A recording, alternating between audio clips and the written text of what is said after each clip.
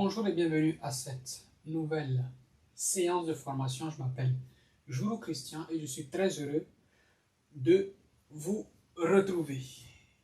Et donc, je vous souhaite d'ores et déjà une bonne rentrée, que ce soit scolaire ou professionnelle. Alors, pour cette nouvelle rentrée 2022-2023, si on peut se dire déjà, se parler ainsi, nous allons commencer à parler de l'entrée ou de l'adoption du Web3 par les entreprises. Et donc aujourd'hui, nous allons parler d'un moyen facile, quoique facile c'est entre guillemets, un moyen facile pour les entreprises de pouvoir adopter ou de commencer à adopter le Web3, la blockchain et les outils qui vont avec. Donc aujourd'hui, nous allons parler de l'entreprise et des NFT, le chemin le plus rapide et facile pour entrer dans le Web3. Nous avons 10 points à couvrir.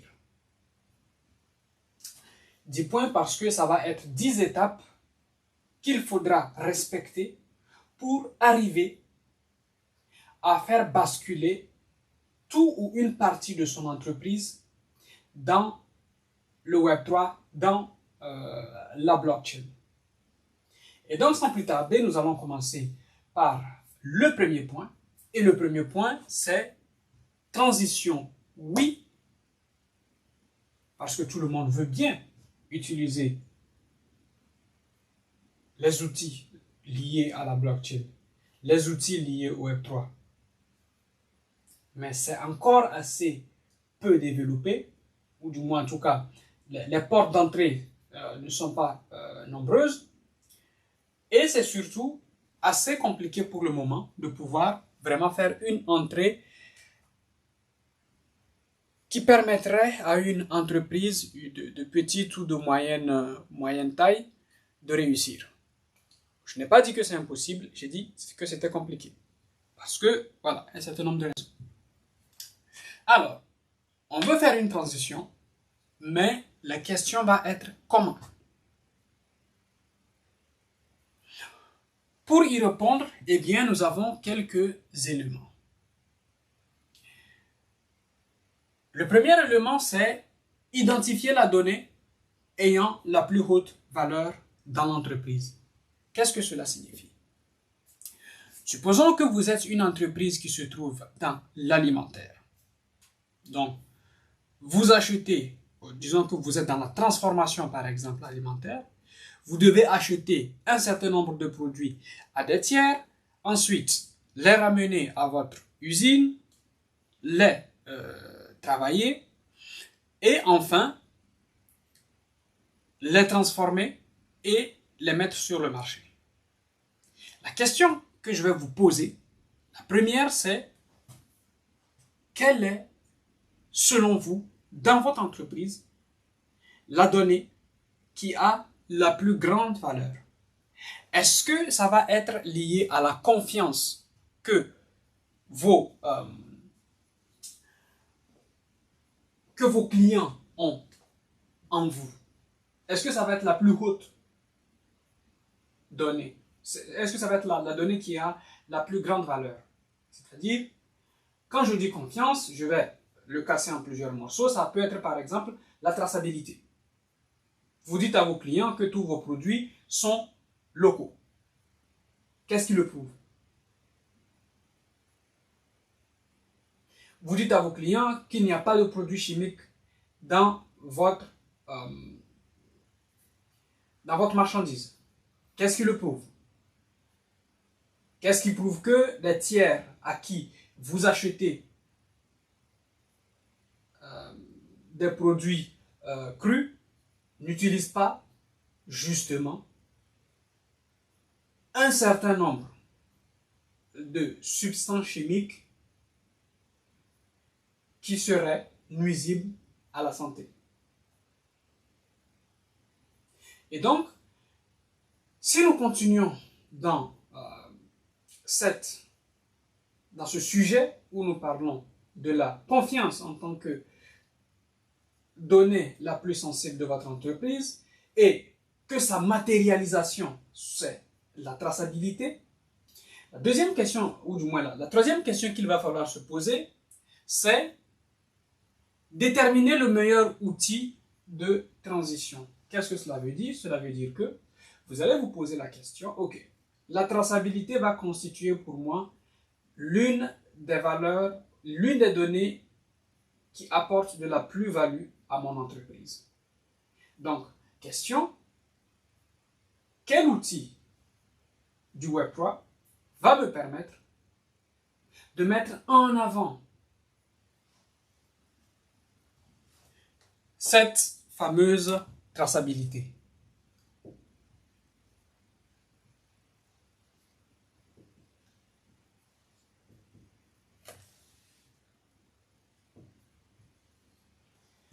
Une fois cette question posée, vous aurez plusieurs réponses sur la table. Vous allez consulter par exemple un expert qui va vous dire, eh bien, je vous conseille d'utiliser VeChain. Il va vous dire que VeChain permet de faire justement cette traçabilité. Un autre expert va vous dire, non, en fait, vous pouvez tout simplement créer votre propre outil de traçabilité. Donc, créer une app décentralisée. Un autre expert va vous dire, non, je vous conseillerais plutôt de créer un NFT. Un certificat sous forme de NFT. Donc, ça va être NFT certificat. Un autre va vous dire, non, en fait, ce que moi je vous propose, c'est que vous puissiez créer ce qu'on va appeler une organisation décentralisée où la plupart de vos clients vont se retrouver pour discuter de la qualité de votre ou vos produits. Donc, ça va être une forme de DAO. Et un autre expert peut vous dire, non, en fait, moi je vous conseille plutôt de faire ça sous forme de crypto-monnaie. Ça veut dire que chaque crypto-monnaie va symboliser par exemple un produit bien particulier. Pourquoi pas? Donc, vous vous retrouvez avec au minimum 5 architectures différentes, 5 propositions. De ces 5-là, il va falloir choisir. Soit vous donnez votre traçabilité à un tiers, soit pour les 4 autres, eh bien, vous l'avez dans la main. À ce stade-là, qu'est-ce qu'il faut faire? Eh bien, à ce stade-là, il faut construire ce qu'on va appeler la tokenomie. Pourquoi tokenomie et qu'est-ce que c'est la tokenomie? Eh bien, la tokenomie, c'est en réalité toute la science derrière la construction d'une application dite décentralisée, une DApp, la construction d'un projet Web3. Et lorsqu'on va parler de tokenomie, c'est que à chaque fois, on va essayer de calculer exactement les tenants et aboutissants de la forme architecturale de votre outil de transition. Si nous prenons l'exemple du tiers VeChain, eh bien, il va vous falloir comprendre comment est-ce que la blockchain VeChain fonctionne. Comment est-ce que vous, en tant qu'entreprise tiers par rapport à VeChain, par rapport à cet autre tiers, vous les payez, parce que VeChain, c'est également une communauté. Sinon, il va vous falloir comprendre parmi les 4 autres dernières propositions, c'est-à-dire votre propre application qui permet de tracer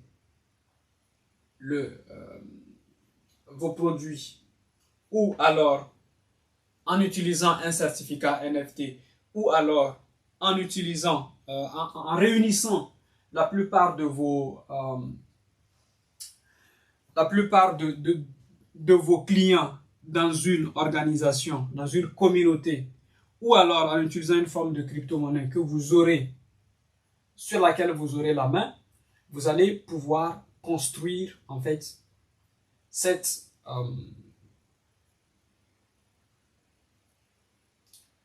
traçabilité. Alors, moi, ici, généralement, pour la plupart, pour tout ce qui concerne la traçabilité, je conseille toujours de regarder au niveau du certificat NFT. Parce que c'est beaucoup plus simple, je trouve, à mettre en place.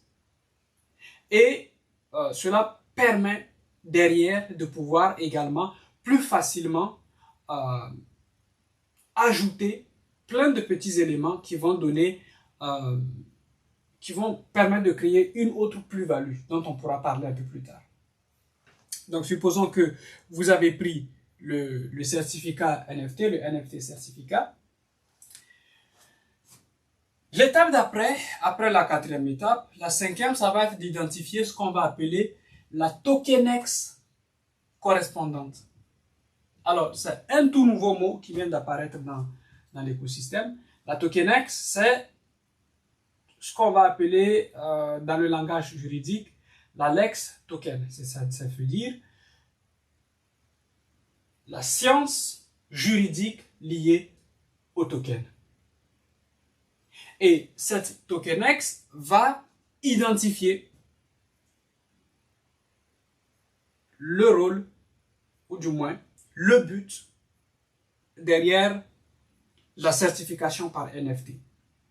Pour comprendre son fonctionnement, pour s'assurer que, eh bien, la forme que vous allez donner à votre certificat à NFT correspond au standard de l'État. Une fois que vous avez identifié donc la tokenex correspondante, et là c'est un gros piège que vous avez, pour la simple raison que généralement il y a une frontière très mince entre la façon dont on construit les différentes architectures. Parce que vous pouvez par exemple créer une forme de certificat NFT, et si vous vous y prenez un peu mal, eh bien ça peut se transformer en un actif.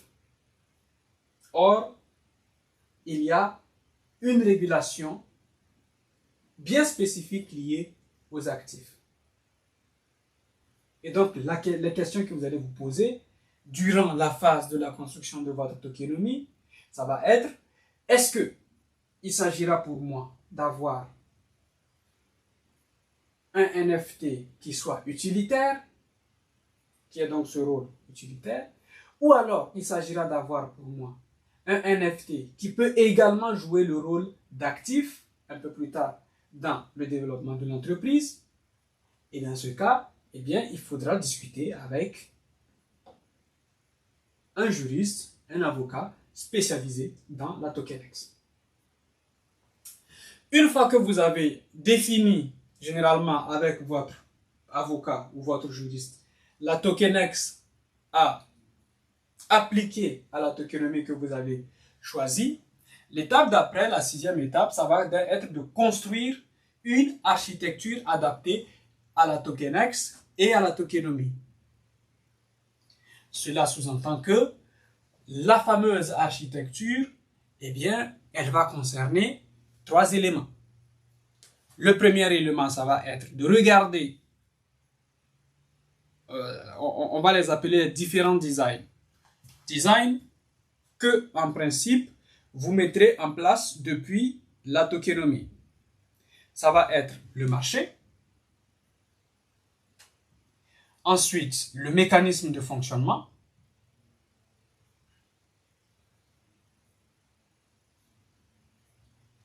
Et enfin, l'objectif de votre token.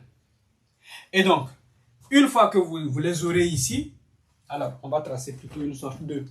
Donc, nous partons de là à là, ensuite de là à là, ensuite de là à là, ensuite de 4 à 5, et ensuite de 5 à 6.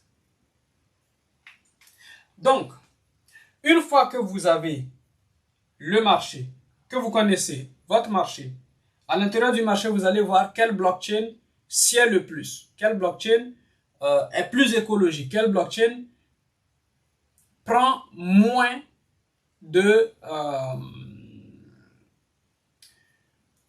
frais de transaction.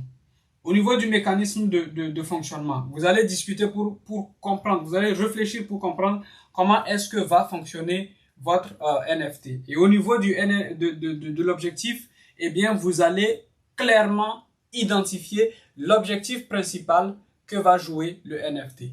C'est-à-dire, si vous le prenez sous un point de vue utilitaire, eh bien, vous allez vous assurer qu'il ne soit qu'utilitaire et qu'il ne puisse jamais être utilisé comme un actif numérique. Une fois que vous avez terminé avec la TokenX, donc on va passer à cette architecture-là. Et cette architecture-là, généralement, va être assez technique. Donc, va concerner cette partie au niveau de l'objectif. Donc, à l'intérieur ici, vous allez construire ce qu'on va appeler l'architecture juridique et technique. Donc, architecture juridico-technique. Architecture juridico-technique de votre tokenomie et TokenX. Et une fois que vous avez terminé cette architecture juridico-technique, eh bien, ou du moins, une fois que cette étape est terminée, vous allez devoir sortir ce qu'on va appeler le livre blanc, avec un livre jaune beaucoup plus technique, sachant que le livre blanc, lui, il va être comme une forme de description générale du projet. Donc ici, à la fin, vous obtenez le livre blanc, ce qu'on appelle le white paper, et le livre jaune, ce qu'on appelle le yellow paper. Et dès que vous les avez, eh bien, parallèlement, en tout cas, moi, je ferai dès le début, à ce niveau déjà, à la 4e étape, je commencerai déjà à éduquer mes clients. Parce que vos clients, c'est votre communauté. Plus vous les fidélisez, eh bien, plus ils s'attachent à vous parce qu'ils ont confiance. Et donc, parallèlement, donc, vous allez vous mettre à éduquer votre communauté. L'éduquer principalement sur les questions liées, eh bien, par exemple, au NFT. C'est quoi un NFT? Comment est-ce que on achète un NFT? Où est-ce qu'on peut trouver un NFT? Quelles sont les fonctions des NFT? Pourquoi est-ce qu'on dit que c'est de l'art? Pourquoi est-ce qu'il y a de la spéculation autour de ces outils ou bien voilà. Pourquoi ces mots sont extrêmement viraux aujourd'hui? Et donc, une fois que votre communauté est au fait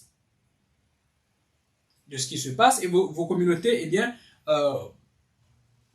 je vais tout de suite briser l'omerta autour du type de réseau qu'on utilise. N'essayez pas de changer les habitudes de votre communauté. Si vous avez développé votre communauté, vos clients sur Facebook, laissez-les sur Facebook, tranquille. N'essayez pas de les envoyer vers Discord ou de les envoyer vers Telegram. Ne faites jamais cette erreur-là. Ok, je suis d'accord avec les gens de l'écosystème que la plupart des projets liés à la blockchain, à l'écosystème Web3, la plupart aujourd'hui, c'est sur Telegram, c'est sur Discord principalement. Mais vous êtes une entreprise, vous avez déjà vos clients qui ont déjà leurs habitudes. Demeurez dans ces habitudes-là. Par contre, ce qui va être important, ça va être au niveau de la croissance de la communauté. Là, on va en parler au point 10. Mais déjà ici, restez, ça c'est le mot-clé, restez sur les réseaux où vous êtes et ne changez pas les habitudes de vos clients. Non. Donc, une fois que l'étape numéro 7 est achevée, on passe directement à l'étape numéro 8 qui est de préparer la communauté au lancement. Et en préparant la communauté au lancement, eh bien, il va falloir leur dire, OK, pendant un certain temps, je vous ai parlé des NFT, je vous ai parlé de l'objectif de notre entrée, de notre utilisation des NFT. Eh bien, bientôt, nous allons lancer le projet tel qu'il est. Donc, ça veut dire que si vous aviez l'habitude de recevoir vos produits, eh bien, désormais, lorsque vous recevrez vos produits, vous aurez dans votre mail, par exemple, un certificat qui prouve que les produits sont authentiques et vous pouvez vous-même les tracer ou regarder leur origine. Et en plus de cela, nous avons mis en place, par exemple, un système qui permet de récompenser les plus fidèles. Donc, ce que nous allons appeler en langage technique dans la communauté, les perks, traduit par, entre guillemets, les droits ou les privilèges des membres de la communauté. Et donc, ça veut dire que, suivant par exemple la somme dépensée sur un ou des produits de la marchandise, eh bien, la personne aura plus de privilèges, plus, par exemple, on a une montée de la somme dépensée dans le magasin. Et donc, une fois que la communauté est préparée, eh bien, vous pouvez directement passer au lancement. Donc, lancez directement la transition. C'est la partie généralement la plus délicate parce que vu que vous avez préparé, vous avez éduqué et préparé votre communauté, eh bien, en principe, elle sait comment acheter vos produits. Elle sait qu'elle va recevoir leur certificat NFT. Et que dans ce certificat NFT, eh bien, il y aura des privilèges liés au montant dépensé, par exemple. Ça peut être un modèle de business que vous, personnellement, avec votre équipe, vous décidez de prendre. Et à ce niveau, au niveau de la transition, il ne faut pas perdre les membres de la communauté, les membres, certains de vos clients qui n'ont pas du tout envie de toucher aux NFT. Il faut savoir, bien sûr, les soutenir, mais surtout les rassurer sur le fait que rien ne change. Ceux qui préfèrent faire leurs achats comme d'habitude, rien ne change. Ils auront toujours accès à leurs privilèges. Par contre, ceux qui acceptent d'utiliser les NFT, eh bien, verront directement ce petit changement et donc auront accepté de faire cette transition avec vous. Et dès que nous avons terminé avec le 9, nous passons au 10, qui est entretenir et faire croître la communauté. Et c'est là qu'il y a un petit changement. Et ce changement est lié au fait que, eh bien, lorsque vous allez vous mettre à entretenir et surtout à faire croître votre communauté, là, vous pouvez aller chercher des clients sur les réseaux traditionnellement utilisés par l'écosystème Web3. Ça va être Discord, ça va être Telegram,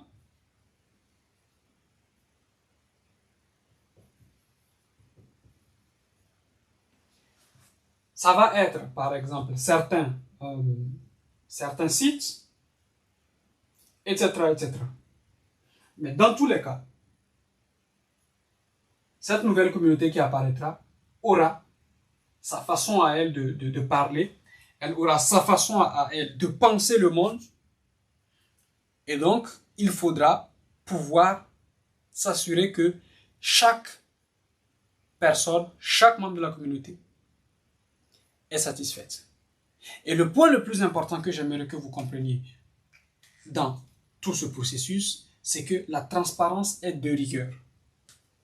De base, dans la communauté, par le fait que la blockchain est décentralisée, la transparence est de rigueur. Quand je regarde le développement actuel de nombreuses entreprises du Web 3 et que je les compare aux entreprises du Web 2, j'ai un mauvais pressentiment. Et qui est que beaucoup d'entreprises du Web 2 n'ont pas encore saisi l'évolution ou la révolution dans laquelle nous sommes. Ça, c'est un. Mais deux, le pire, c'est que elles arrivent dans le Web 3 avec une mentalité du Web 2 de vouloir toujours tout cacher, de vouloir toujours tout contrôler. Et il y a plein de projets de grandes entreprises du Web 2 qui font flop du jour au lendemain parce qu'ils n'ont pas pris le temps de comprendre ce qu'est le Web 3, les valeurs du Web 3, la communauté du Web 3 et sa pensée. Et donc, mon plus grand souhait, c'est que les PME françaises, les PME de l'espace francophone puissent déjà arriver à comprendre le modèle de pensée, le modèle de fonctionnement d'une entreprise Web 3. La transparence. Quelle que soit la donnée, quelle que soit la donnée que vous mettrez en avant, la première des choses, ce sera de s'assurer que vous êtes transparent par rapport à votre communauté.